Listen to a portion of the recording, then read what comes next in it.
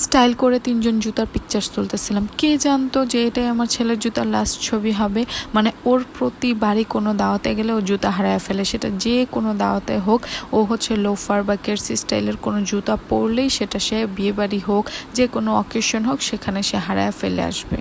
এই টাইপস জুতোগুলো আমার অনেক বেশি পছন্দ। আর এই জুতাটা আমি অনেক শখ করে ওকে কিনে দিছিলাম, কিন্তু ওই জুতাটা বেশি দিন পরতেও পারে নাই, মানে অমনিই হারায় ফেললো। মানে একটা অকেশনে নিয়ে গেছি, সুন্দর মতো জুতাটা ফেলে দিছে। কোথায় কখন কিভাবে ফেলছে আমিও বলতে পারি না, সেও বলতে পারে না।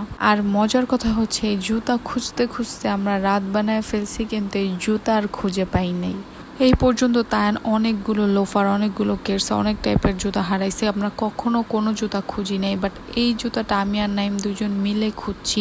কেন সেটা আমরা জানি না, কিন্তু এই জুতাটা আমার অনেক বেশি পছন্দের ছিল। এই জুতা খুঁজতে যে আমাদের এক রোডে বারবার রাউন্ড দেয়া লাগছে, মানে কোথায় পড়ছে সেটা তো আর বলতে পারতেছিলাম না।